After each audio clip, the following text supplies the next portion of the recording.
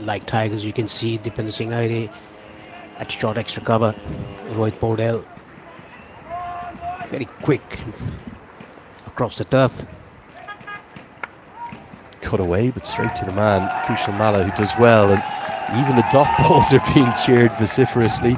Really good crowd starting to build up. People making their way in after work. It's just approaching 4:30 p.m. local time. We'll have a gorgeous Muscat sunset, I guarantee you that, as those shadows are lengthening across the surface already. And a really superb start of Maiden over. Look at how deep he is in the circle there, and they're still not taking him on. That would have been a single in the first innings. Rajbanshi starts with a maiden. They need 141 to win still. They'll have to do it now, Paresh, in 19 overs. A maiden over to start off with by Lalit Rajbanshi. He's opened the bowling for Nepal frequently.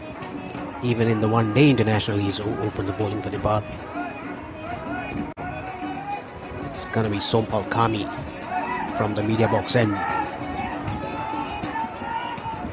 to share the new ball with Lalit Rajbanshi. Kami's in general been pretty good.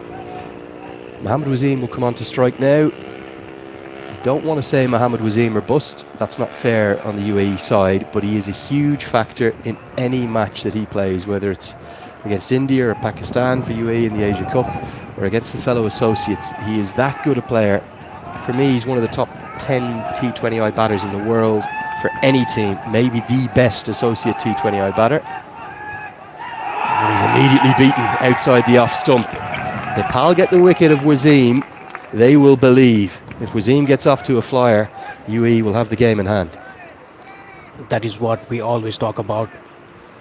Mohammad Waseem, he was beaten outside the off stump. Nice shape by Sompal Kami, back of the length. The ball moving away from the right-hander. Still no Karen KC, his great friend. He's keeping him out of the team. The other primary seam bowling option will be Nandan Yadav. Clipped around the corner. The first runs will come. Good piece of fielding by Sandeep Lamachani. But Figgy gets through for the single to get Waseem off the mark, and the UAE's account underway. The other option, though, in terms of seamers, would be Gulshan Jha, who changed the game single-handedly against Japan, not just with the bat, but with the ball. And that is after not bowling in 6 or 7 matches.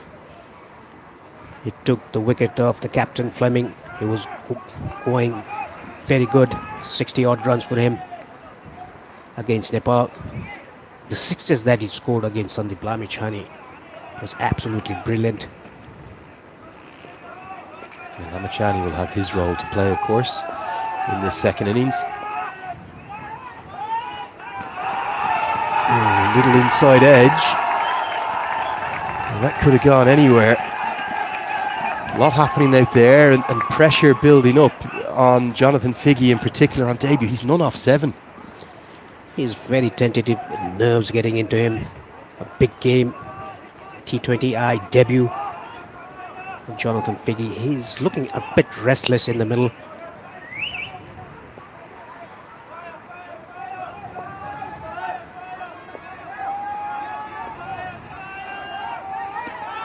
Sharp movement back in. I don't think it's going to be a first international run for Jonathan Figgy, because it's going to be a leg by, so he moves to none off 8. Always have to thank Paul Radley of the National Newspaper for all of his focus and features on all of cricket across the Emirates. But speaking with him this afternoon, and he was explaining to me what a prodigious talent he was in terms of coming through the UAE school system, so much so that he earned himself a scholarship at the Winchester College, and then at the age of just 18 debuted in ODI cricket. Got him. Mohammad Waseem is gone, and just look at these celebrations. Bertel holds on to the catch. The fans are going wild, but Nepal's fielders are all in exuberant celebrations. They know how big that is. He's the record run scorer at this ground. He's gone for 1. It was a back of the length delivery by Sompal Kami. Tried to pull that straight to Kushal Bhurtel.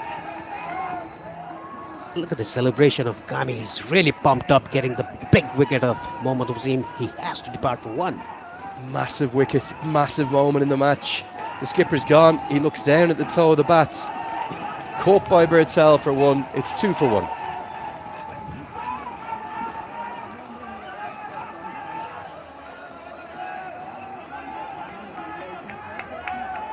Wickets in associate cricket for me, Paresh, they don't come any bigger than that. He's the tournament's leading run scorer already.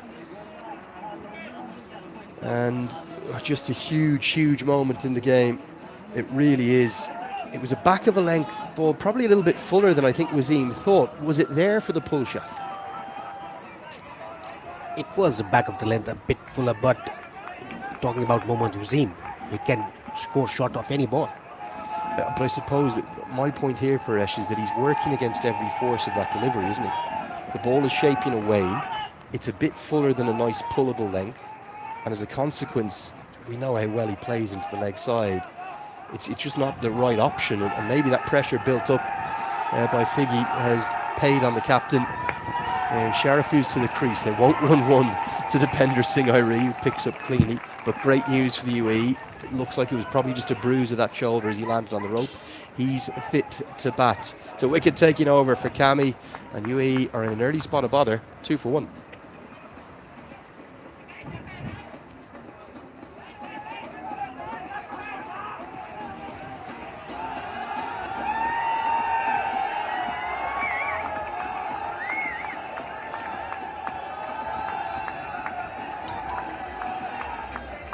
There is a bit of irony, isn't there? I was telling that little story of Mohammad Wasim saying, "Where are the 12th player for Nepal today?"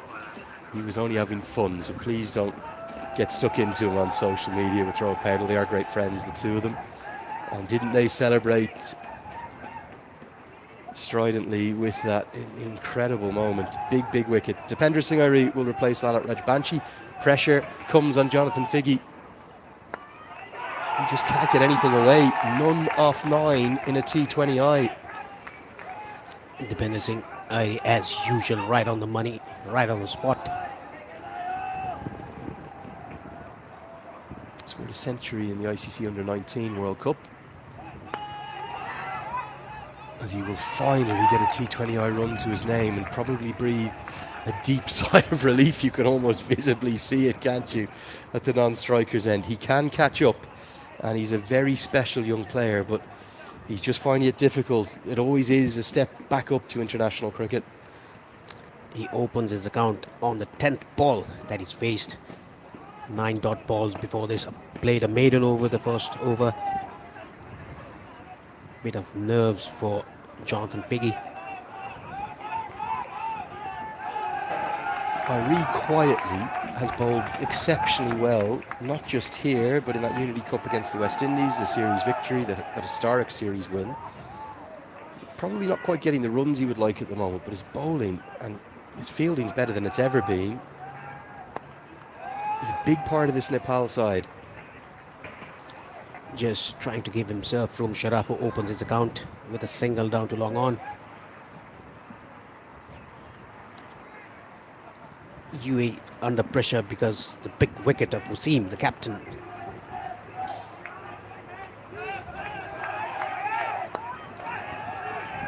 Down the track, that's a bit more like it for Figgy. Yeah, Airi looks in complete control of his bowling at the moment. Looks very happy with where his game is at, and he's very comfortable bowling the power play with just 2 fielders out. He can also bowl then at the death too. That is the good point of Dipender Singh Airi. He can open the bowling, he can come in middle overs, he can bowl in the death overs as well. Chip towards long on. Fielder runs around, goes wide to his right, and I think it's going to go all the way. Dipender Singh Airi will have felt as though he was in the game. It was a slightly chancy stroke from Sharafu. Came off the inside half of the bat, but he got enough of it to get 6. Even though it came inside half of the bat, it was played away from the fielder at long on. Wide long on. Just over the boundary line. 6 to finish the third over. 9 runs coming off it. UAE are 11 for 1. More like it from the UAE. They'll need to show intent in this power play. Yeah, make no mistake, this is not an over-par score. We don't see anything in the surface. We didn't get any indication from Anoop, the head groundsman here, that he felt this would be anything but a pretty decent track. And for me, it's looked exactly that. It's looked like a good playing surface. I thought the UAE bowled and indeed fielded really, really well. But Nepal's strength in this series, Nepal's strength against the West Indies in that Unity Cup, their strength in recent times has been their fielding and their bowling. So if they're going to win this contest, it's going to be their performance now in the second innings that will do it for them. And there's plenty of quality in this Emirati batting lineup, even without Mohammad Waseem.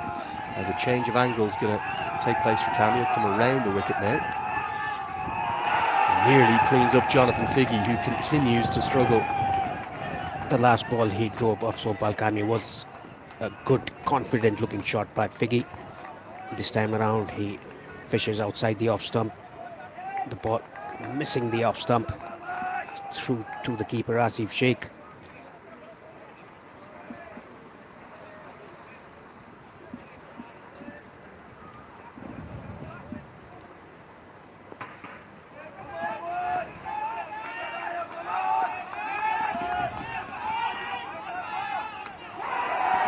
So nearly cleans him up. Figgy just can't get anything going. Lots of pressure building on the young man. Just tell you a little bit more about him. Yeah, went over to Winchester College, debuted in that ODI series just at the age of 18, went to South Africa for the Under-19 World Cup, made a century down there, the first ever UAE player to do so at any global ICC event.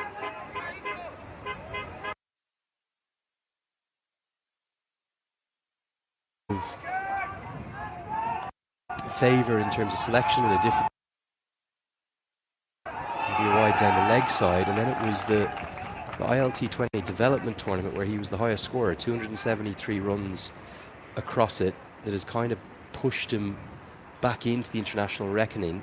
It's probably fair to say that he's more of an ODI player than a T20 player, but he definitely deserves his chance back in. With all the problems that UAE have in the ODI format, you'd imagine he's surely got to be given his chance there. Problem is here, needing 7 and over right from the off, you can't afford to be 3 off 14 unless you catch up. He has to catch up. It shows that in the start he was pretty nervy, making a T20I debut for UAE.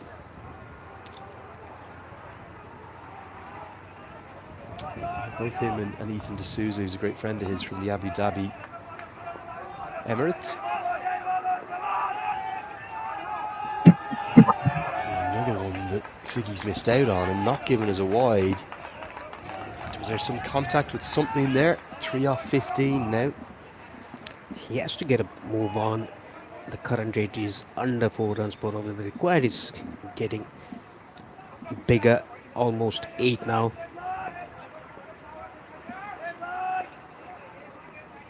Final word from that Paul Radley piece 3 years ago. He was thinking of giving up cricket altogether through the pandemic. He'll be delighted that he's stuck with it, deserves his chance again. Nepal, though, are putting the squeeze on him. 3 off 16 for Figgy, 4 bowled, 14 for 1.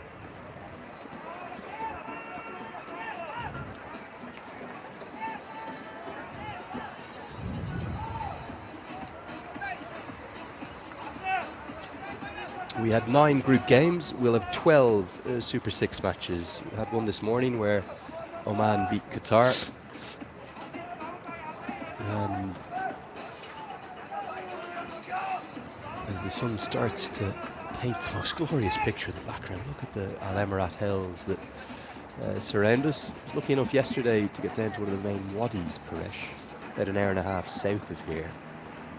I'm still trying to work out exactly what I witnessed, because natural sort of spring, you walk up into the canyons and water, you can go and have a swim. Beautiful place, and it is the entire Sultanate of Oman. The people are the nicest you'll ever meet, super friendly. And it's just a great place to come and watch cricket and Some pretty good local food to go with it as Nandan Yadav comes into the attack. You've enjoyed your time here so far. Your first trip to Muscat, Paresh?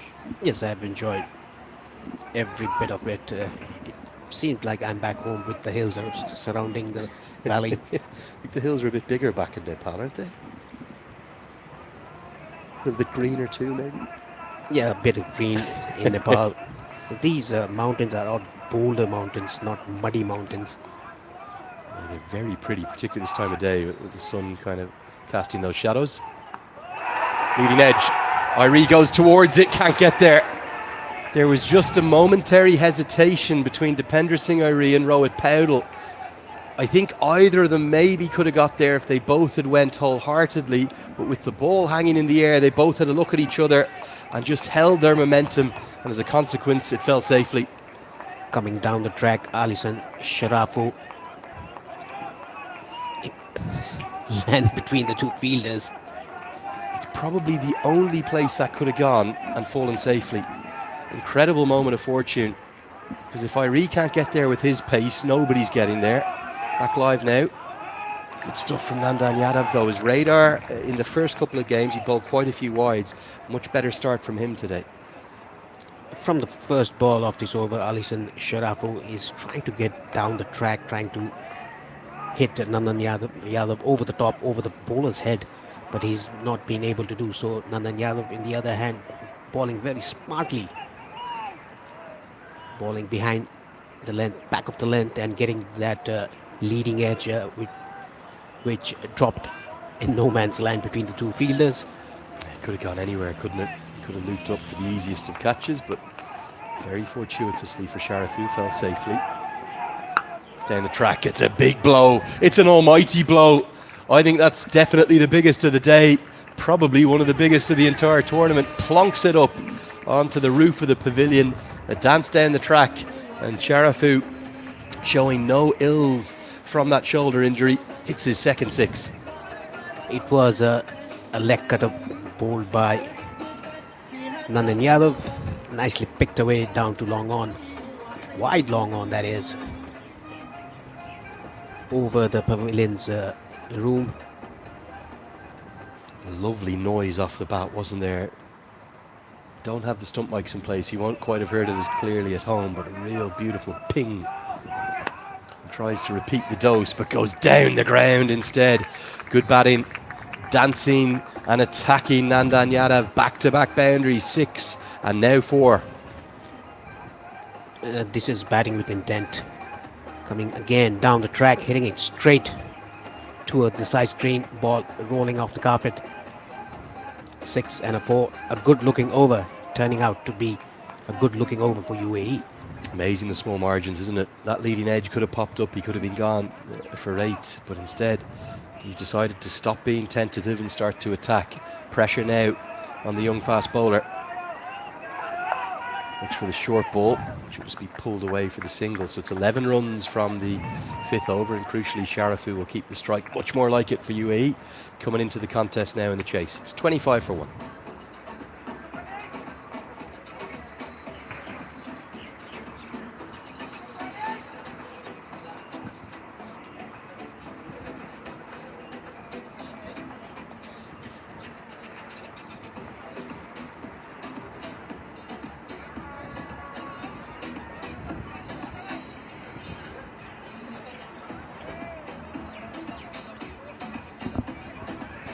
A reminder, we've got action this evening as well under the floodlights.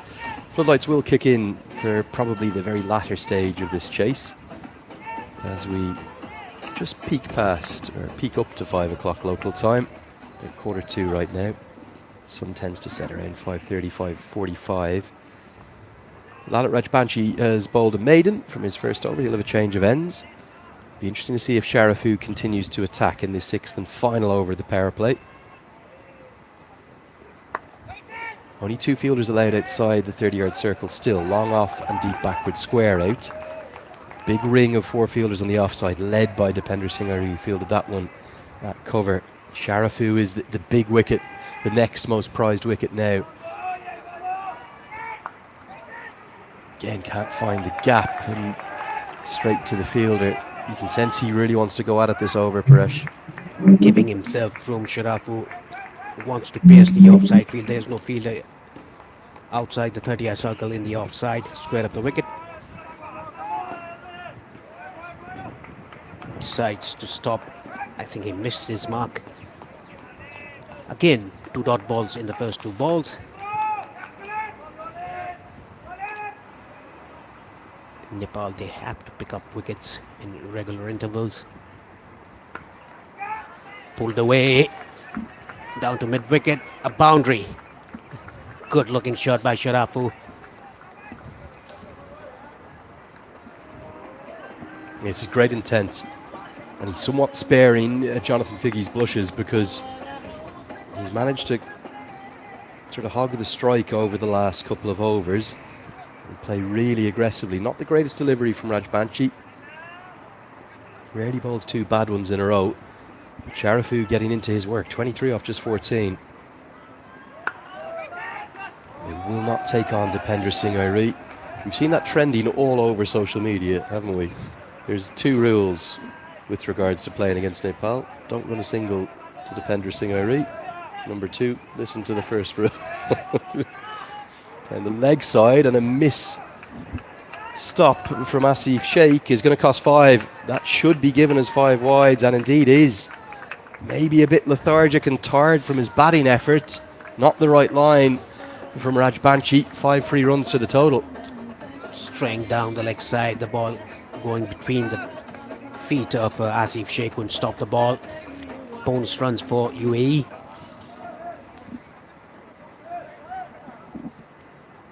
Already 9 runs of this. A good big back-to-back overs for UAE. The last one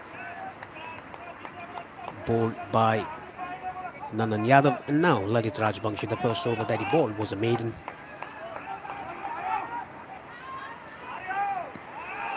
Back on the money this time, but a costly 5 wides.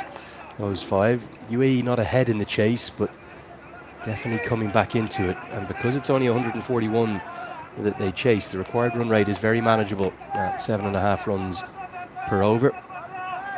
Lamachani's 4 overs are going to be 4 big ones. As he goes down, over long off and hits it for 6. The final ball of the power play will maybe edge that power play towards the UAE.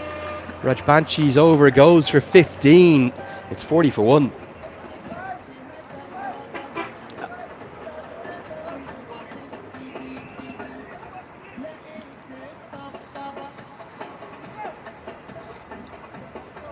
This is the power play highlights. Sompal Kami getting rid of Mohammad Uzim. A big wicket. After that, Alishan Sharafu came in, hit some lusty blows. Dipender Singh Airi was hit for a 6, and then coming down the track and hitting Nandan Yadav over the top for a 6. Even for Lalit Rajbanshi, Alishan Sharafu coming down the track, giving himself room and hitting it over long on for a 6. This one was straight down the leg side, wide given, and this is an extremely good shot, giving himself room over the long off fielder for a 6. The thing I love about this rivalry is, okay, it's honours even in terms of T20 cricket between the two sides. They both won 5 matches apiece. There's always such ebbs and flows and peaks and troughs in the games between the two sides. As Gulshan Jah is called upon, and Figgy goes downtown, and he finally gets in the act. He gets a boundary. Mid-off was up in the circle, slightly full from Jah, and Figgy cashes in. Confident looking shot by Figgy. Hits it with a straight bat. The mid-off fielder was inside the circle. Interesting bowling change, this one. So often it's either Lamachani or a spinner that will bowl the 7th, with the fielding restrictions kicking in, but fielding restrictions being eased even. 5 fielders allowed on the rope now. But because Jah was so good against Japan, they've gone with him. UAE starting to look very comfortable and confident in this chase. Especially Alishan Sharafu, he's 29 of 17, whereas Figgy with that boundary moves to 8 of 18 deliveries. Even though Figgy hasn't done justice to his strike rate Sharafu has played very well, coming down the track to the fast bowlers.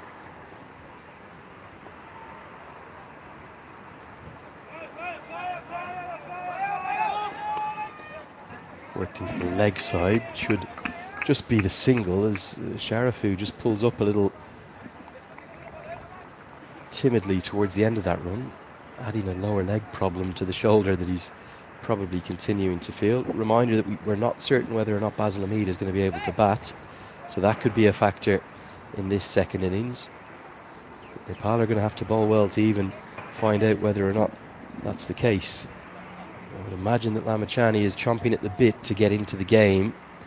You would expect him to probably bowl from the media centre end, not where Jazz bowling from now because of the bigger leg side boundary for the right-handers today. And is it a case of waiting for Figgy to be dismissed to turn to their wrist spinner? So actually, it doesn't matter if there's a left-hander at the crease. He's a class act, Sandeep Lamachani. He can bowl to both right-handers and the left-handers. It is a factor, though. We've seen those 2 sixes into the leg side. Both exploited that shorter boundary up towards the pavilion from Sharafu. So that's maybe one of the factors as to why Jah has been called upon from this end. Good delivery from Jah, and does well off his own bowling to keep it to a dot ball. 7 runs of this over so far.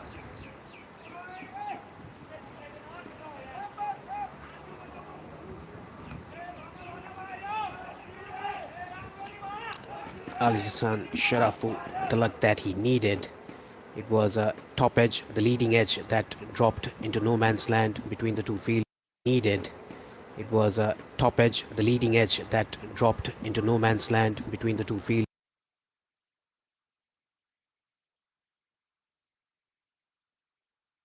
Needed. It was a top edge, the leading edge that dropped into no man's land between the two fields. It's 48 for 1.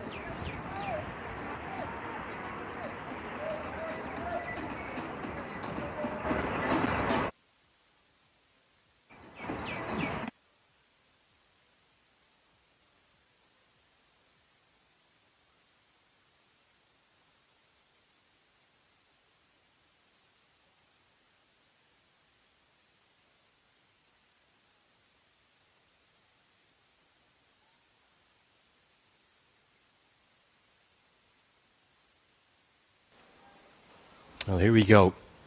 Massive moment in the game. Sandeep Lamachani will come into it. He's had kind of a tale of 2 halves to his 2 bowling spells so far. 2 overs, none for 19 and none for 20 in the first half of his first 2 games, and then he's fought back really well, picking up wickets and keeping things tight in his 3rd and 4th overs. He would love to start well here, mix up, and they don't take on Lalit Rajbanshi. I don't think Sharafu's running particularly well between the wickets there. You can almost see him limping. And with the Tiger prowling in there at cover as well, we're just going to change the fielder. Rajbanshi will be taken out a point. They get Gulshan Jah in there for a bit more movement.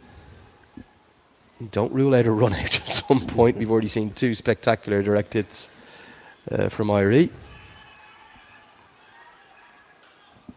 Oh, and a great diving stop is going to save a single. It's Irie again.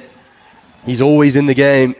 Even if there's an overthrow chance, they don't run in front of Irie.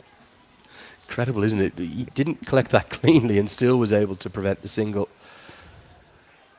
Big matchup this one, Lamachani to Sharafu. You just sense that both cricketers have no shortage of confidence. They have a bit of swagger to the way in which they play their cricket, and they'll kind of want to take each other on, the leg spinner and the right-hander. That is what Sharafu is thinking. He wants to play Sandeep Lamachani over extra cover. That is what we saw, the 2 balls that he faced earlier. Googly immediately and helped into the leg side, but just 1 bounce to Sampal Kami, shorter side of the ground there. Kendall Fleming, the Japan captain, took a real liking to Lamachani, and he's got a few questions with his bowling to the left-handers of late. He just gave a bit of air to Fleming. That is why he was struck down the ground a couple of times. 50 comes up. This has helped miles over the offside. That's an almighty strike. He is a class act, Dalashan Sharafu. Always been thought of as, well, the most prodigious of young talents to come through that Emirati system. The former under-19s captain.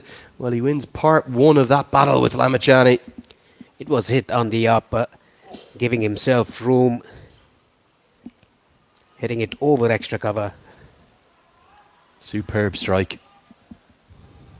Here's the googly. You knew it was coming. After the leg break was smashed down the ground for 6, and Sharafu read it very well indeed. He's dominated this partnership. He moves to 39. It's 57 for 1.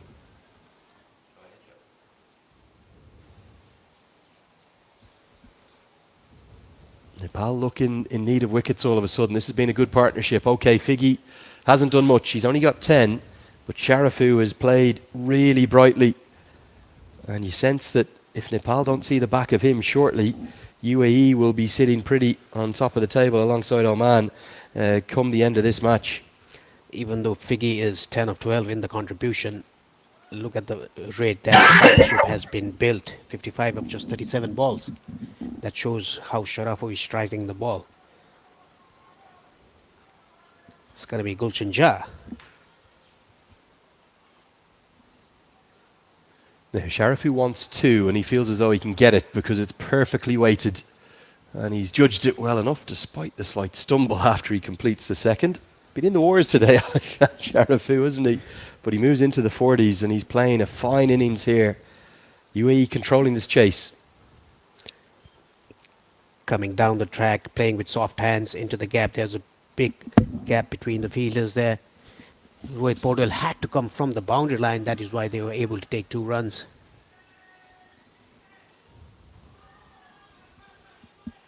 Good diving stop from Rajbanshi. Won't stop the single, but does enough to stop the boundary. Nepal's bowling just looks a little toothless all of a sudden, and it's giving every indication to exactly what we said, that we feel this is a good batting surface. Nepal were well shy with 140 of where they could and maybe should have got to if they batted with a bit more intent. It all started in the middle overs for Nepal. The opening partnership was good. They were going around 8.5 runs per over.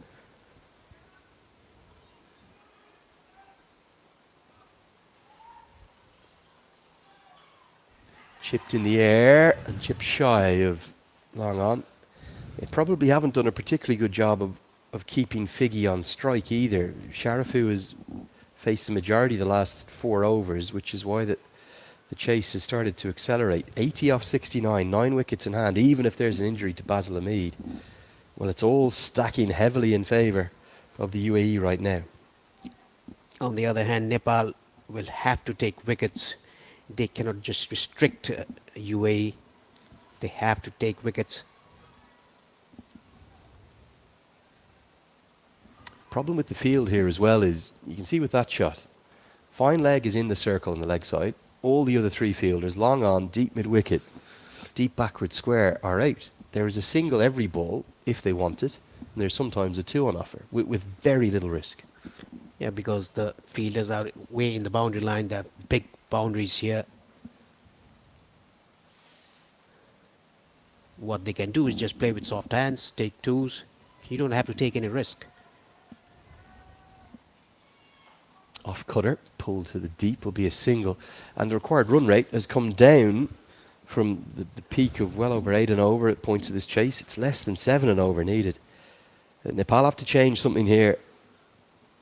And they're going to have to maybe take some risk. Rohit Paudel has thinking to do. Where's he going to turn? Does he try to get Kushal Bertel into the game, who probably hasn't had the best 2 games with the ball? His strike rate is pretty good in T20Is, Kushal Bertel. He has the second best strike rate in T20Is. Yeah, just Kuldeep Yadav takes wickets quicker than him, remarkably.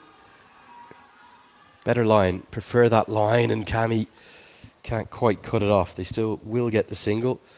The most comfortable of 7 runs that they require from the over, guided around by the UAE. This partnership's been a very good one. They're in cruise control at the moment. It's 64 for 1.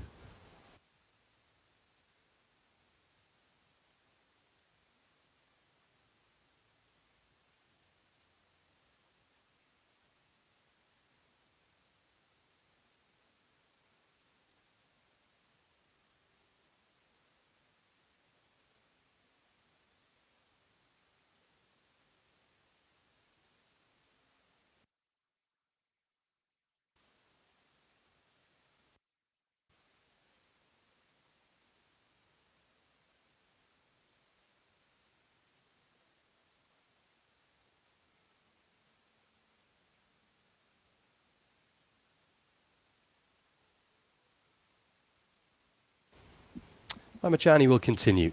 Big over this one. Starts with a leg break. You sense if Nepal don't get a second wicket before the drinks break here, UAE will be very satisfied with the first half of this chase. They will be very pleased.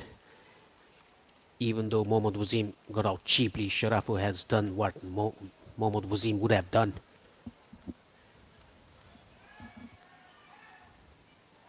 Inside edge, could have gone anywhere. Misfortune for Lamachani, that's going to cost a boundary despite the diving efforts. Sharafu, very lucky here. Was looking to probably go into the offside, I think. Has tied himself in a tangle in knots and, well, just flays the bat at it and somehow gets a boundary. That was a googly ball by Lamichani. The ball hitting the inside edge, running down fine towards the final boundary. Sharafu moves to 48 of just 31 deliveries. Again, Sandeep Lamichani into the expensive side. Googly again trying to wrap that front pad, but with the boundary early in the over, UAE will just be happy to nudge it around. Floodlights have just come on for the first time.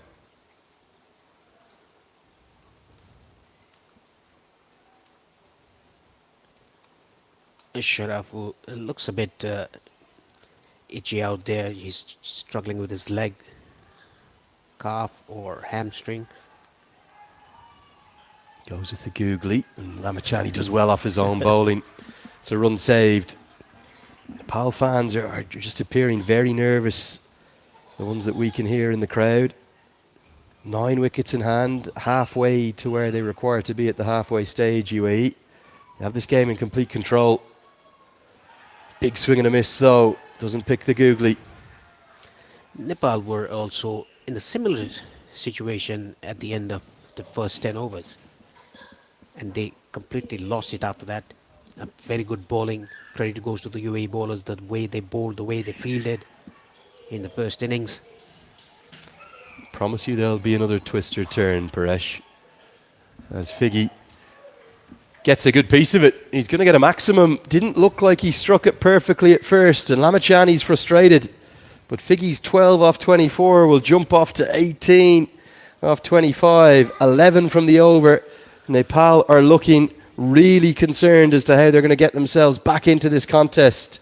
And it's the UAE again here in Muscat that are saving the best of this Associate El Clasico, dominating the contest. 75 for 1 the score. And the floodlights come on. We'll have a break here at the halfway stage of this first innings. Nepal are left with it all to do. UAE going so well thanks to this second wicket partnership. They are 75 for 1.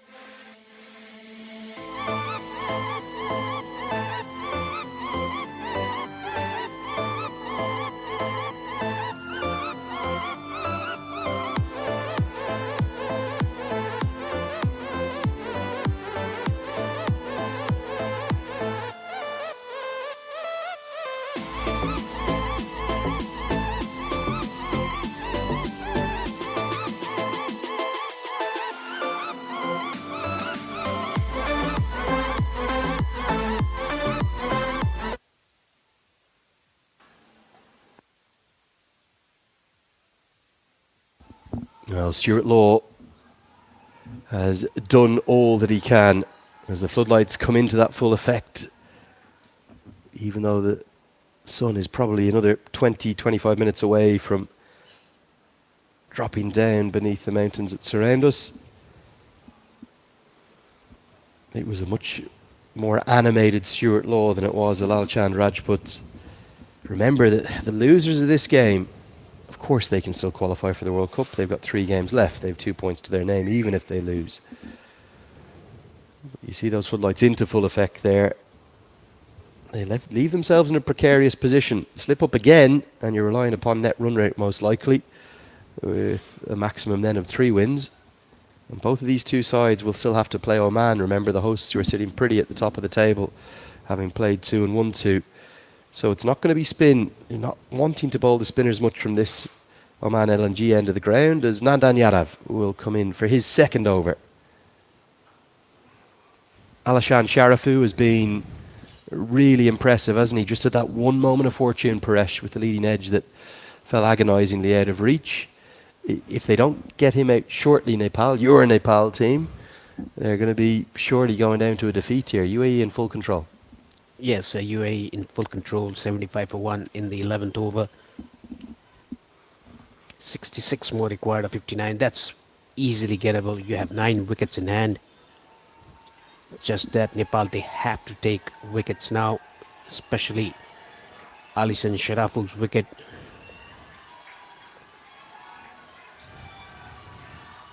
Well, that's going to be 50, and a brilliant way to bring it up. Just a check pull shot that goes all the way for 6. It's come in sparkling style. 34 deliveries. It's a 12th career 50 from just 55 innings for Alishan Sharifu, his second against Nepal. And he has played, well, a gem of a knock.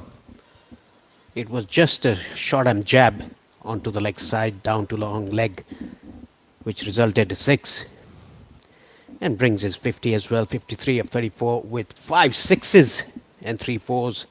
And that's the big difference. 8 boundaries in total across that entire Nepal innings. They only hit 9 fours and 4 sixes. Sharifu nearly matching that himself as a run-out chance comes, and it would have been gone. Sampal Kami did everything right. Picked up quickly, got the throw in effectively, probably had 2 stumps or about that angle to aim at, and I think Sharifu gave it up. This is a golden opportunity missed by Nepal. Sampal Kami getting the ball very quickly and releasing it. There were nowhere to be seen. Sharifu. Crazy piece of cricket. He didn't even dive to get back in. He just stood there watching the ball. Direct hit would have been gone and would have changed the game. For the second time, Sharifu has a bit of fortune. The UAE are dominating this contest right now. What can Nepal find? Run out chance again, but Jora just not quite as quick as others in the ring. To show you the side on of that run out chance to show you that I think it would have been out by, well, 2 yards because Sharifu gave it up.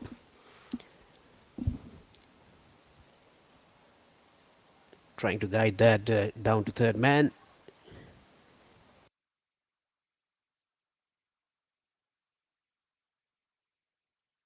Out actually.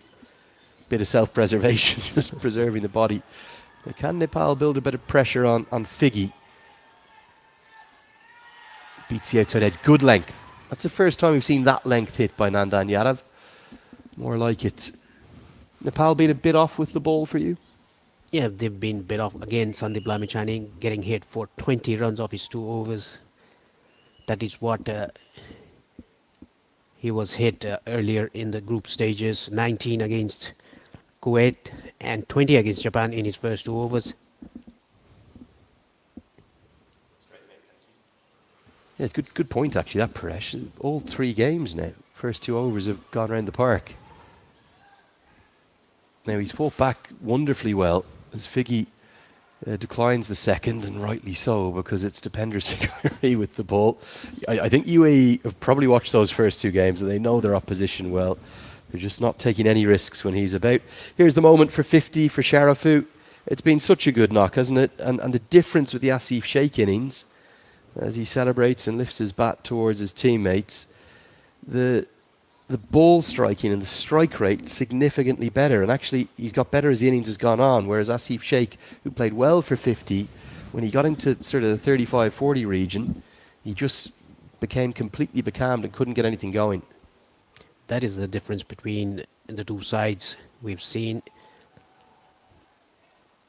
It's Dipender Singh Aire is going to start the new over, the 12th over of the innings.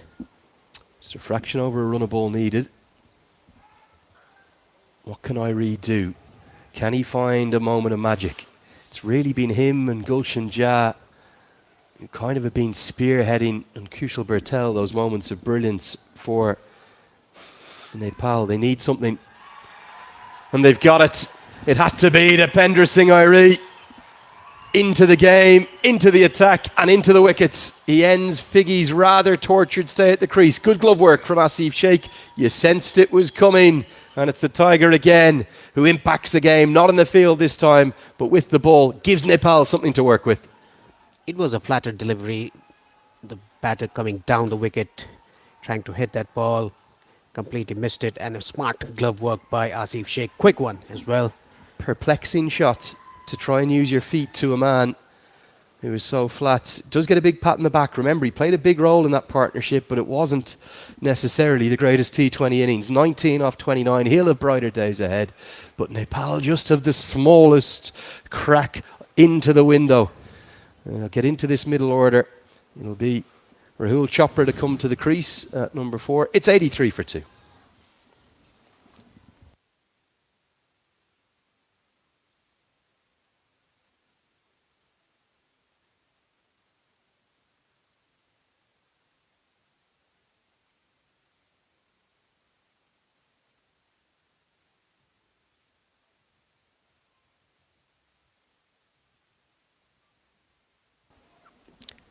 It's Rahul Chopra, the wicket-keeper batsman from UAE, the one-day international captain for UAE. Now, Chopra historically can start a bit slowly. Can they pile up a few dots, build up a bit of pressure that would then, as a consequence, leverage further pressure on Charafu? Chopra's not the big wicket, Charafu is. But dots to Chopra, which can be easy to come by at the start of his innings, could just find a way to force Charafu into a stray shot. Good change of bowling this to get Dipender Singh Aire into the attack. And finally, there's a single from the over.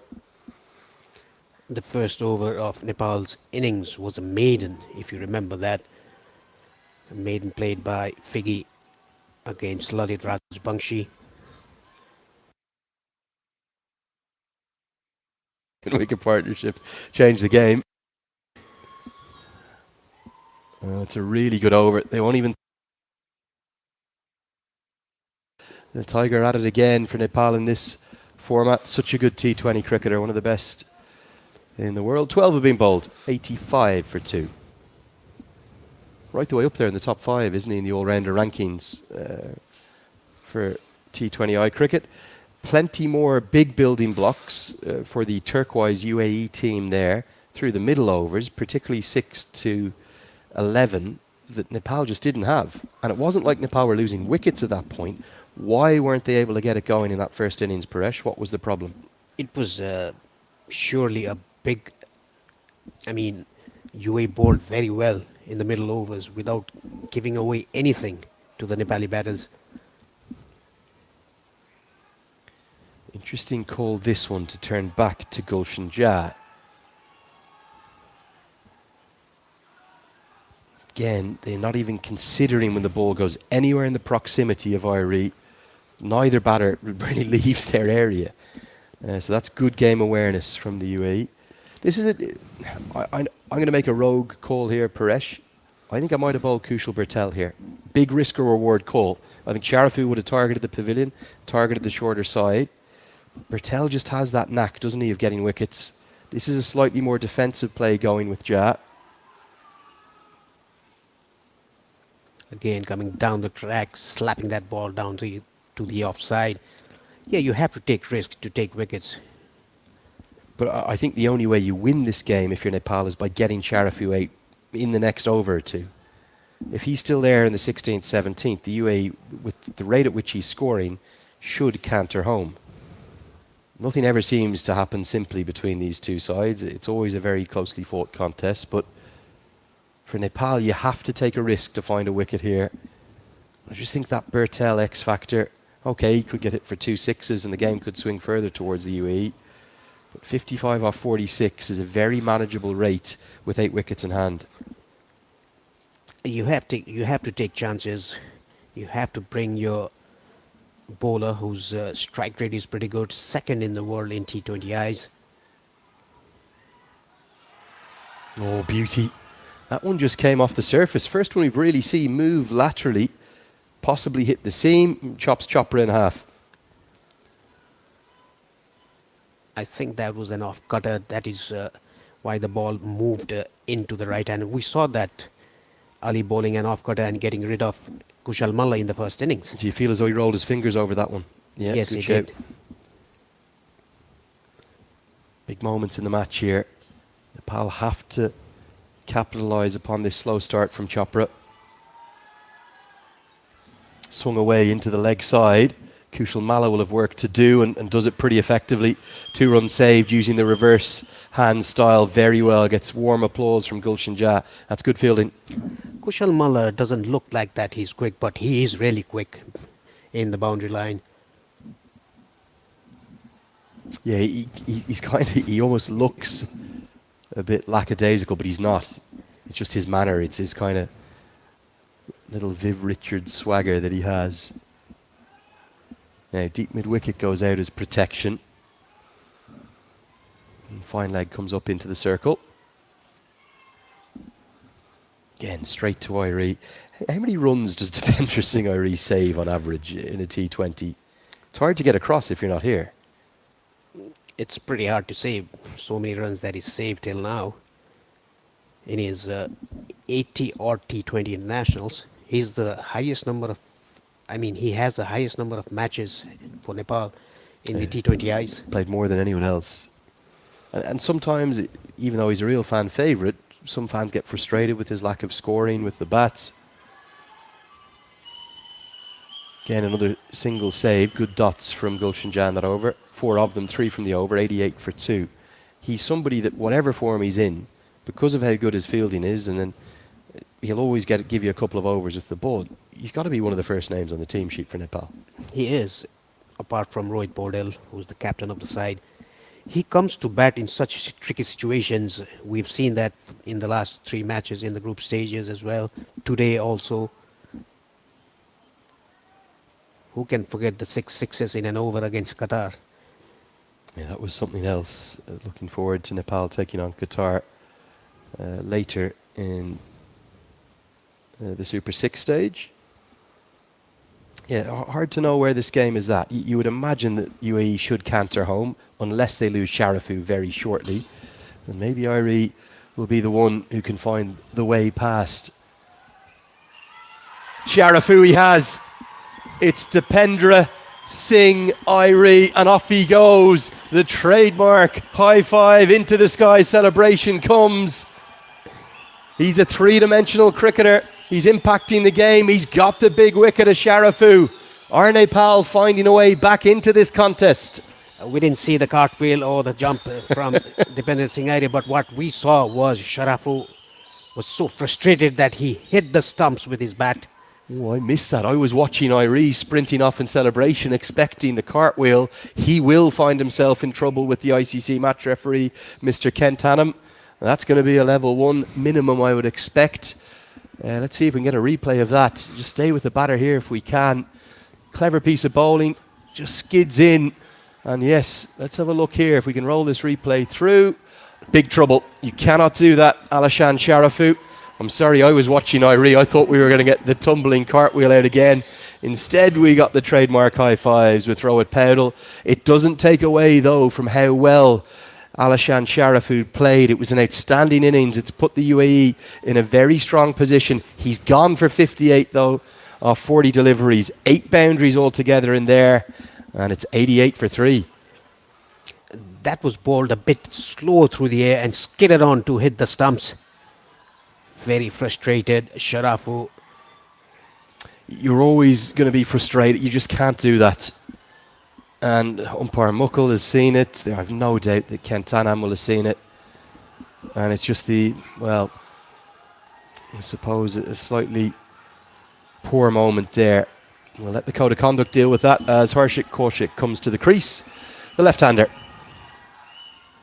Again, another opportunity here. Someone who can start slowly for Nepal just to bowl a few dots. And the Nepal fans have really come to life.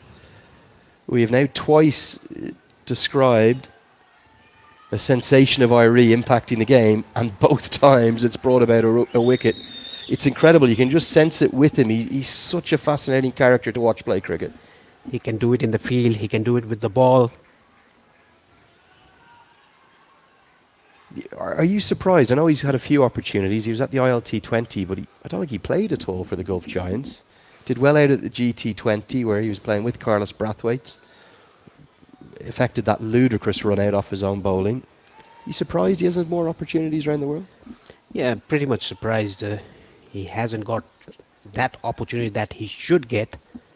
He's such a quick. He must be the best in the world. Oh, now where's this one gone? Under edge. They're going to dash a single. I just think even in terms of bringing him into a squad, you could actually put Dipender Singh Ari into an IPL squad, not play a single game, and he'd raise the standards of the fielding in that group. He's that brilliant to watch. I know we wax lyrical about him, but when you're at the ground here, you see things you sometimes can't see at home. And it's just the impact he has around the field. Lifts all the standards. And it's an excellent over. Just 3 runs have come from it. And the big wicket. Are we witnessing a game that's going to go to the 40th and final all of a sudden? It's 50 exactly to win from the final 6. The UAE is still in control, but Nepal have some hope with that wicket of Sharafu. It's 91 for 3.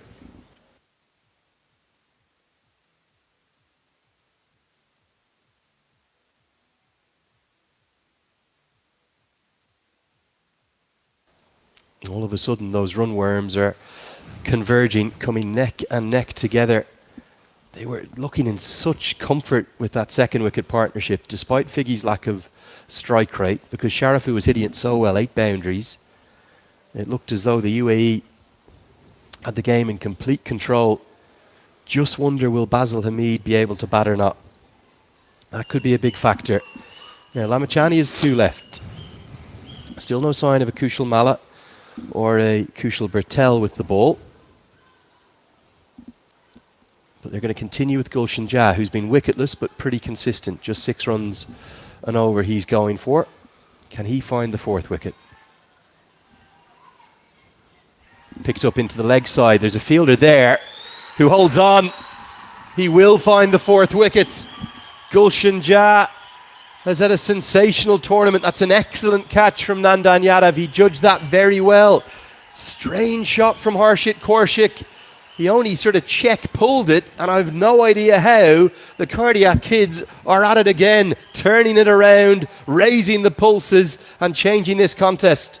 A good short ball by Gulshan Jah, and a terrific catch by Nandan Yadav in the deep. He jumped and to perfection. Really excited, Nandan Yadav. Incredible swing in the game in the course of a couple of overs. This is why we love associate cricket, particularly the associate El Clasico. Kaushik's gone for 2. It's 91 for 4. And all of a sudden, Nick Pothas and Stuart Law, Guy and Endra Malla start to believe. Basil Hamid does have the pads on. So there is a potential that he will bat next. But he's going to be held back down a place beneath Dhruv Parashar because of the fact that he doesn't look like he's at full fitness. As the youngster will come to the crease under a bit of pressure. 2 new men are out there. And the left-hander's gone, so there's 2 right-handers to bowl to. I'd imagine Sandeep Lamachani is saying, get me the ball. I want to come into the attack and get into this contest. What a brilliant game of cricket, Paresh. Nepal have no right to be even anywhere within the compass of winning it.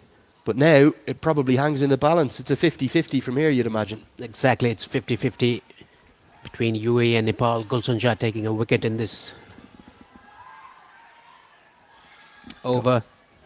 Yeah, guided into the offside. Parashar gets off the mark. He's a very effective batter. I know they'll have concern over Hamid, who, remember, in one of those revenge wins, that was the final of the Dabur Honey Tri-Series. He was the one that iced the chase with that 6 in the final over. So he has good finishing skills if he can get the shoulder moving properly. I just feel it's going to the 20th and final over again. It is exactly going till the end. Probably should have just made that one prediction earlier, shouldn't we? We don't know who's going to win, but we think it'll go all the way. It certainly looks like it's going to be accurate. Just the single worked into the leg side. They won't be able to get back for the second. Ja does the fielding and has help from Jura. Have you been able to put your finger on a little bit like the performance against Japan, why Nepal seem to have had a lull with the ball in the first half and then come back strongly in the second? That is what we've seen in the group stages as well, against not only against Kuwait but against Japan. They were 90 odd for 1 in the 11th over. Japan 97, weren't they? 97 for 1 and cruising along. The captain playing brilliantly. Goes Fuller, crucial dot ball.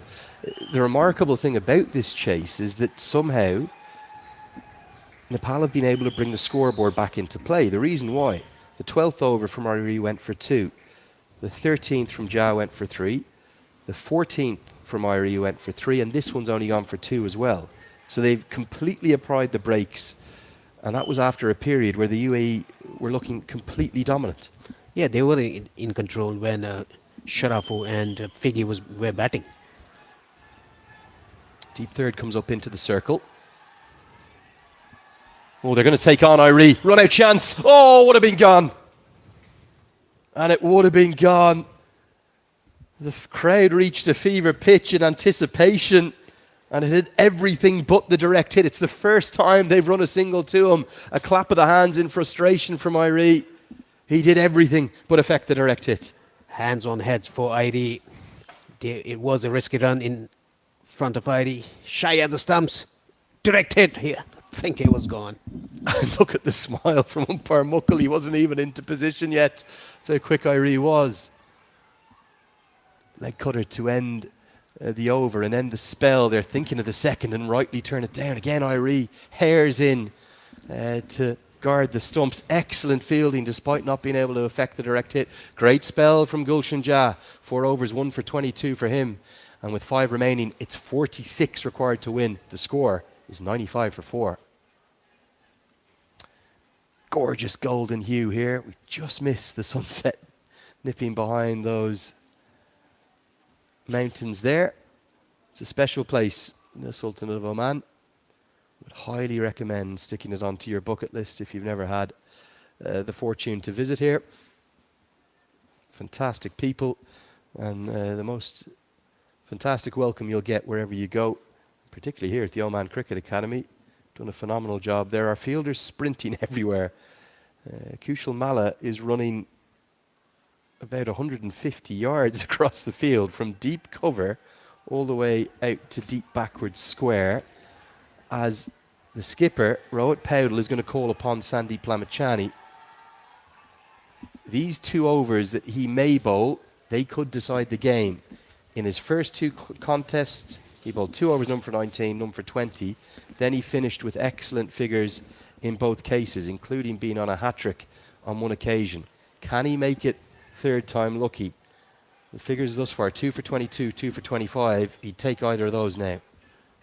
And he was hit for 19 runs against Kuwait in his first 2 overs and 20 against Japan, and even 20 in this game as well in his first spell. Yes, such an important 2 overs, these ones. Parashar has long levers, likes playing a slog sweep, and there is a bit of a gap between long on. Take on Irie. Throw comes in, direct hit. Given! Fielder in the world, in my opinion. There's no one quite like him. It's Dipendra Singh Irie. He missed the first one in the earlier over. Now, this time around, he hits a bullseye and keeps out the cartwheel, lands it safe. It's going to be Chopra who has to depart for 7. He's a freak. It's the only words for him. He is superhuman. Have a look at this. I don't think there's a fielder in the world that creates this as a chance. Chopra went straight away. The throw comes out so quickly, and it might just be out by inches. He was in a great position, umpire Muckle. The finger went up. Chopra frustrated. He's been run out. Nepal are up and about. It's 96 for 5. Unbelievable. Unbelievable fielding of the highest quality. It's the speed of the release that I'm not sure anyone else can replicate. He's so quick to the ball, there is almost no pullback with the throw. And to effect the direct hit from there, freakish, staggering. I'm just once, lost for words. That's a freak of nature. What is that called? He missed the last time around, the direct hit. This time, he hits a bullseye. That's as good a run out as I've ever seen. I didn't think he could top the one he took earlier in the tournament. He saves the cartwheel and the acrobatics for big moments like that. Oh, it's another. They're collapsing. Basil Hamid's gone first ball. The googly comes out. I'm not sure he was at 100% with the shoulder. This is a fight back for the ages. It's Hamid that's got to go. 2-2. The first one thanks to Irie. The second one thanks to Lamachani. They're dancing in the stands. The team is on a hat trick. 2 wickets in 2 balls. First they run out, and now Sandeep Lamachani bowling that googly, going between the bat and pad, and Mills stump out of the ground. Incredible scenes. This has been a turnaround of titanic proportions. The perfect googly, just a little bit out of the side of the hand. You feel for Basil Hamid, his shoulder is gone. I give him great credit for going out there and trying his best, but I'm not sure he should have been batting. And the middle stump goes for a walk. You can see the pain that he's in. We wish him well, but Nepal are just pulling it out of the fire. This game was dead. It was buried. It was only going in one direction. And somehow the UAE have collapsed from a formidable position of 83 for 1. They've lost 5 for 13, and Nepal might be thinking about staying perfect and staying unbeaten in the competition and taking one step closer to that World Cup spot. Ali, the new man at number 8. What a game we're witnessing. Paresh, exceptional performance from Nepal, but it's really all about one man. It's about Dipendra Singh Irie.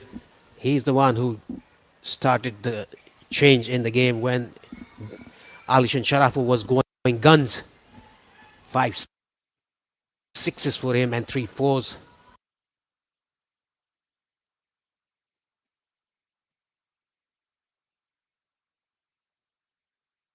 In his innings.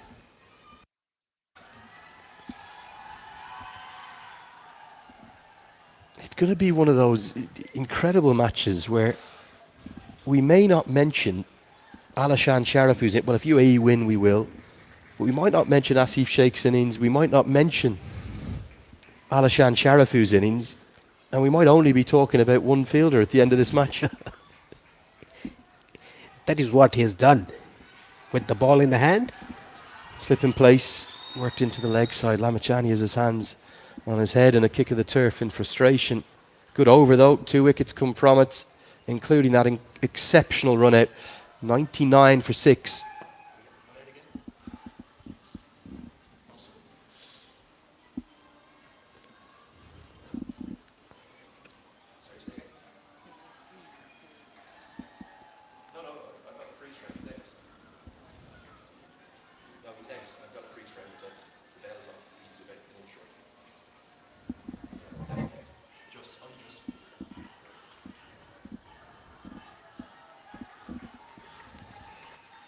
Yeah, you've got to give great credit to the umpire as well, because this is as close as they come. Chopra went immediately. If we slow that down, you'll see that he's only just out. It's about 3 centimetres, 4 centimetres, but the brilliance of the fielding from Dipendra Singh Irie has got the decision rightly in his favour. And I've said it again and again. Okay, Glenn Phillips Ravindra Jadeja, absolutely world-class fielders, two of the very best in the world. Irie is right there with them. And Sampal Kami returns to the attack. Now, Nepal have had their problems with their death bowling. Do not rule out the UAE getting back into this contest. Parashar is the key man. But even Junaid Sadiq can clear the ropes down the order. But for all the brilliance of Phillips and Jadeja, I'm not sure whether they make that into a chance because of the speed of Irie and the speed of the release. It has changed the game. It has definitely changed the game. It was an attempted yorker by Sompal Kami, the first ball that he bowled in this over. His third one. Look at his figures, 1 for 5. Chipped in the air. Going to be just shy of long off. Nepal have not been at their best with the bats. They've had phases with the ball in this tournament where they've actually been quite poor, including the first half of that Japan innings and periods of the earlier stage of this innings today. But their fielding is bailing them out. It was a massive part in their first ever 2 victories over a full member nation when they beat the West Indies 2-1 in that Unity Cup. And they're showing it to the fore again here in Muscat. They'll take on Irie, but it's miles to the right of him, so they'll get home comfortably. Did you see this turnaround coming? UAE looked like they were cruising. They were in complete control in the first 10 to 12 overs. After that, suddenly changed because of Dipendra Singh Airi's 2 wickets that run out. The catch from Nandan Yadav.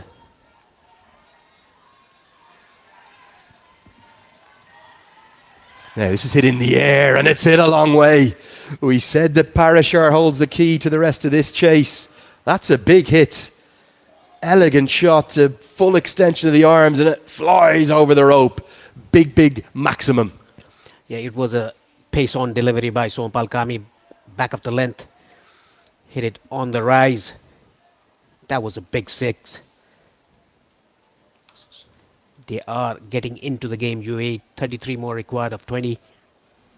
Yeah, and for all we're waxing lyrical about Irie's impact on the game, UAE are still in this chase. Absolutely they are. 10 and over, thereabouts. I know they're 6 down, but Parashar can play a little cameo and get them home. Just need some support at the far end. With the help of that 6, the required rate just comes down from 10.5 runs per over.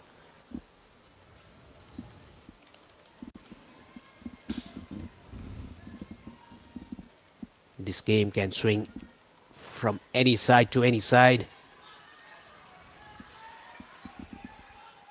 Down the leg side, 4 more. Not the right line. Excellent from Parashar.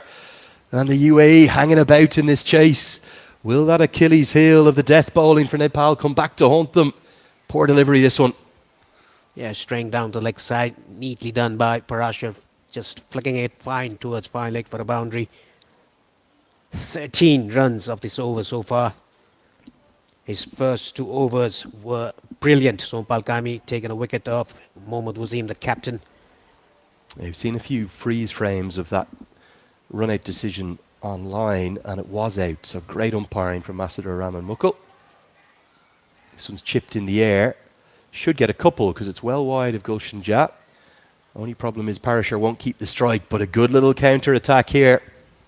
Led by the all-rounder. 17 bowled. It's 114 for 6. The game, it hangs on a knife edge.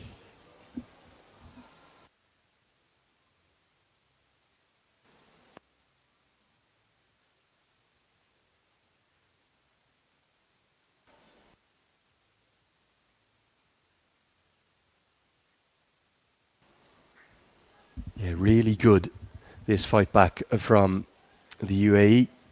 You felt that the momentum had all swung Nepal's way, but don't rule them out getting over the line yet. Not a huge amount of batting to come, but Haider Ali is capable at number 9, and then Junaid Sadiq always fancies his chances. He only plays one way. At number 10, Mohammad Rohid, the weak link there at 11. Big over this one. Can Lamachani do what he's done in his previous 2 contests and end with 2 for 20 odd? The drama that always is between UAE and Nepal.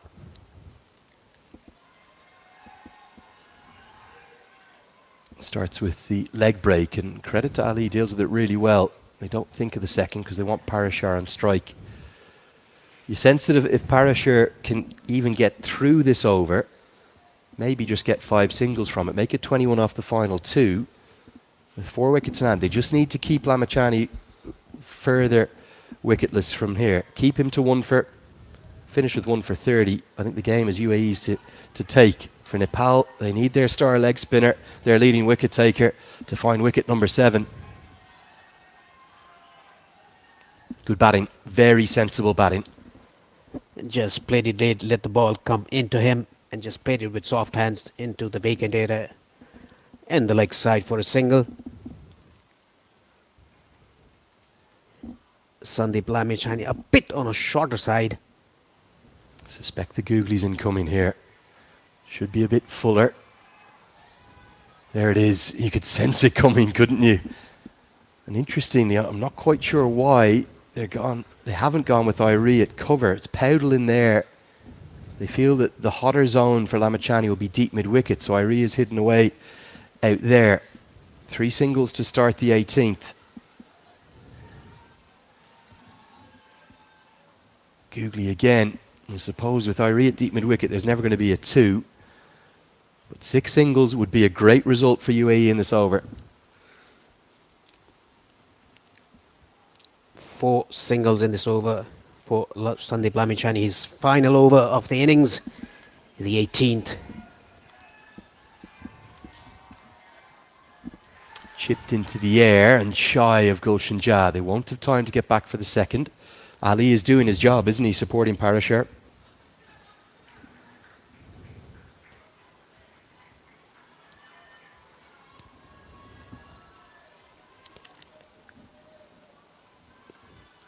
Again, getting hit for 20 runs in his first spell.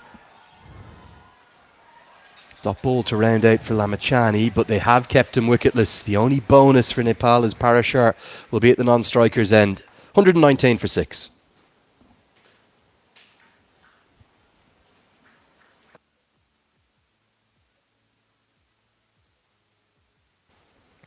There are the Manhattan charts. You can see it was a tame end, wasn't it? Despite the big over, the 15-run over, the 18th, that was driven by Gulshan Jah. 2 7-run overs, including the wicket of Kushal Malla in the 19th and the 20th. That could be very costly. Plenty of bowling options, as always, for Nepal. He could turn in multiple directions here. Rajbanshi is 2 left. Don't think they're going to go to spin. Kami is 1 left. Dipender Singh Irie is 1 left. Just wonder, could he bowl the 20th and final, possibly with the day that he's having? But for the moment, it's going to be Nandan Yadav. Expensive thus far. He'll bowl the critical 19th over. And starts with a wide down the leg side. Attempted slower ball by Nandan Yadav, straying down the leg side, just missing his mark.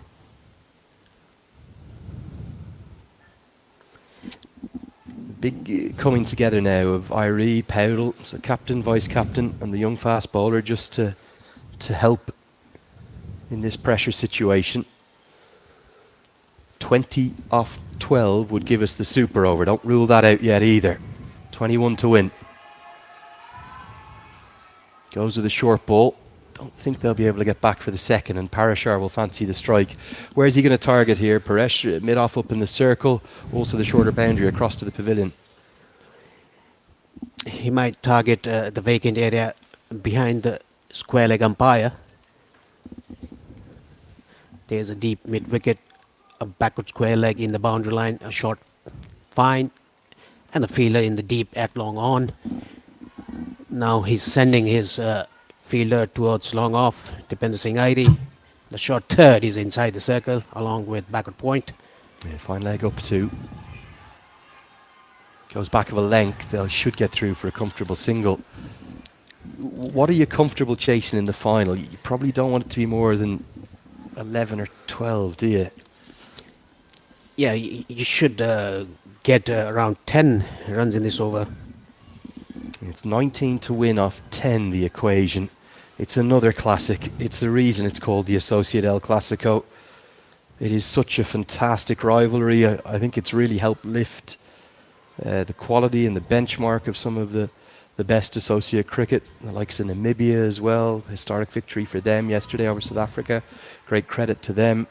Netherlands, Scotland, USA all flying the flag. But these two, great rivalry, really enjoying it. Goes to the block hole. Going to take on the single. It's Irie again, who at the last second, I think decides to hold the ball. Probably the right decision. Would have got safely home. Excellent bowling by Nandan Yadav right on the block hole. Just a single again. This is turning out to be a very good over. The first ball was a wide. Sense of boundaries coming though, Paresh, don't you? You can feel it kind of building up. They'll need at least one boundary from these 3 balls. In a dream world, UAE would love 2. One boundary, a couple of singles gets you down to that 11 or 12 to win off the last. Inside edge could have gone anywhere. Another single. Yeah, he's mixing his length, bowling fuller deliveries, bowling block holes and bowling it short, not letting the batsman to get under the ball. He always bowls well in the death overs, Nandan Yadav. We've seen him bowl in the Nepal Premier League the first season as well in the death. 17 runs required, 8 balls left to do it. You have to love a thrilling finish. This is the first absolute thriller of the tournament, isn't it? We've had some great upsets. Pulled into the leg side, not going to beat the fielder. Should just be the single as Jura collects cleanly. Huge ball this one. You sense the UAE need a boundary from it. Yes, we all said that in the start of the second innings, this game will go till the last over. It's surely going to go. It's going to be Dhruv Parashar on strike. He's 20 of 14, good strike rate.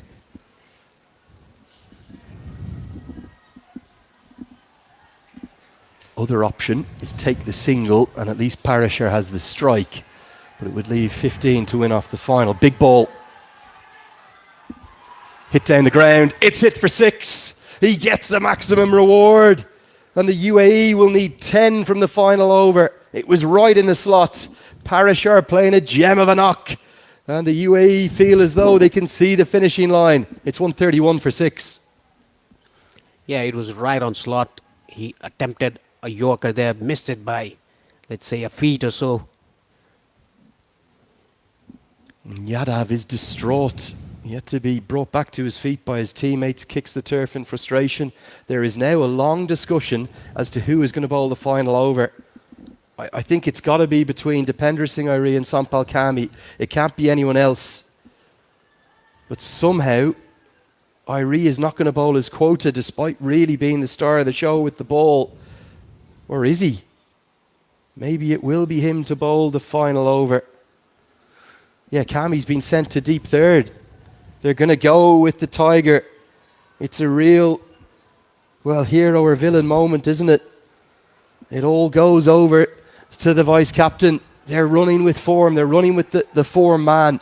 10 to win off 6. Critically, Ali's on strike. Can they keep him on strike? Oh, what a finish we have brewing here.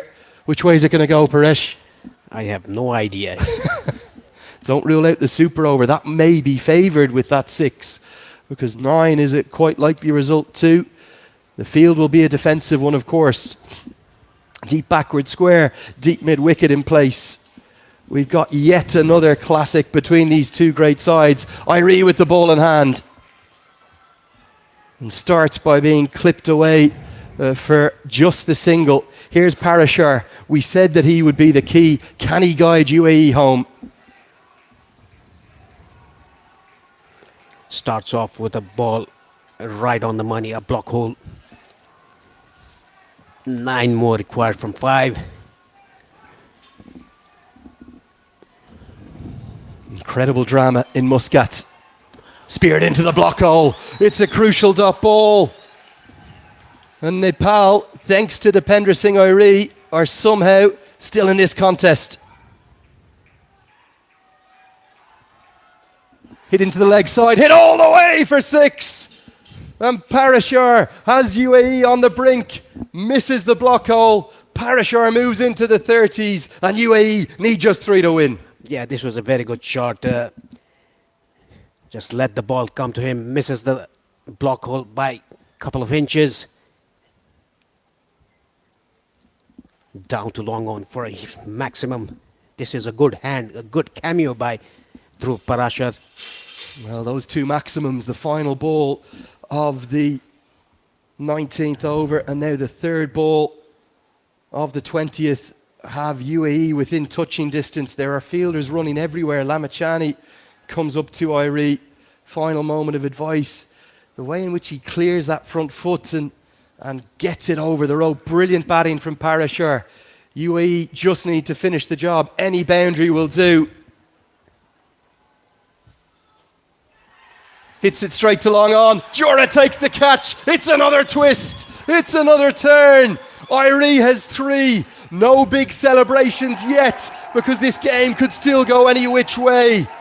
They do have the big wicket of Parashar, but there's nervy moments with just 2 balls left.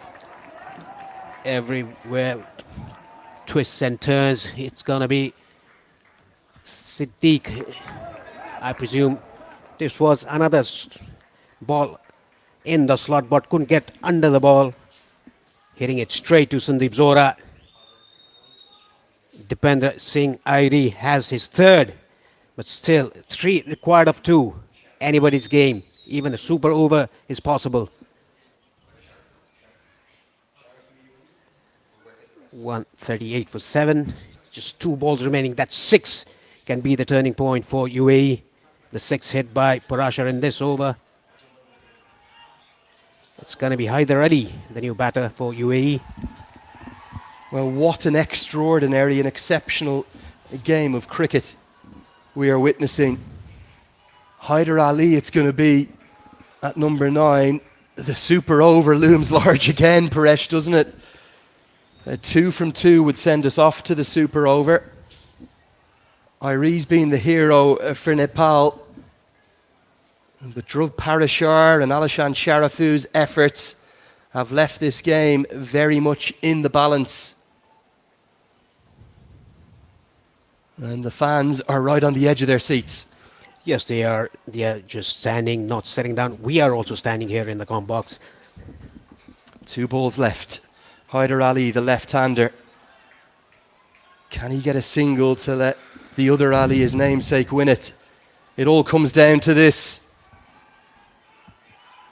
Down the track, hit into the air. Is it going to carry to long off? No, it's not. They're going to take on the second. He's lost the bat. Throw comes to the keeper's end. Given. He's run out. The single will count. Unbelievable drama in Muscat. It's going to be 139 for 8. Exceptional fielding from Sandeep Jura, who held his nerve. And all 3 results will be possible off the final ball. We might have 1 short given. We're going to have to wait and see this.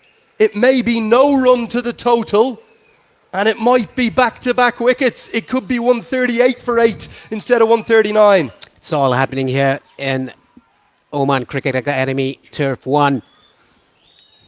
A run out. That was Sandeep Zora with a flat score. I think this is 1 short. Not going to see if we can bring it to you. But Haider Ali's too busy watching the ball. Have a look here. He's dropped the bat. He is 1 short. Exceptional umpiring from Rashid Riaz. It's going to be the best possible result for Nepal because it's going to be a run out with no runs to the total. And what a throw from Jura. Haider Ali's gone for a duck. A calamity of errors from him. Run out from his first ball. 138 for 8. Irie, can he hold his nerve? 3 to win. 2 will send us to the super over. Any boundary will do for the UAE. 1 big blow from Junaid Siddiq will see UAE home. A dot ball will see Nepal home. If they take 2 runs, that's a super over. Anything's possible here. The last ball coming up. 3 runs required to win. What a story it would be for Junaid Siddiq. He loves playing against Nepal. Confirmation, it is a dot ball with the run out. It was one short at the non-striker's end. Confirmation from the scorers. Here we go, it all comes down to the final ball of the 40 overs. Irie to Sadiq. Helped into the leg side. They will get one, a fumble. Can they get two? Throw, slip. It's all over. Nepal win by just one run. The most extraordinary turnaround. Complete jubilation in the stands and on the outfield. The UAE have pushed Nepal to the brink, but just in terms of getting over the line, that one short has been the difference. It's the most critical of victories. Nepal one step closer to a return to the World Cup. It's been a game that's given us everything, but ultimately Nepal win by the barest of margins. One run. This is what we can expect from these two sides, Nepal and UAE. El Clasico, we've seen El Clasico earlier. Now this is the 11th T20I between them. Nepal leads 6-5. Nepal earns their 2 points, winning the game by a run. A very good umpiring by the umpire there, giving it short run. He dropped his bat and tried to cross the line with his gloves, but couldn't do so. And what a calamity of errors, Paresh, because Junaid Sadiq has then done the exact same thing. He too has dropped the bat. Surely they should have known they needed to go for the second.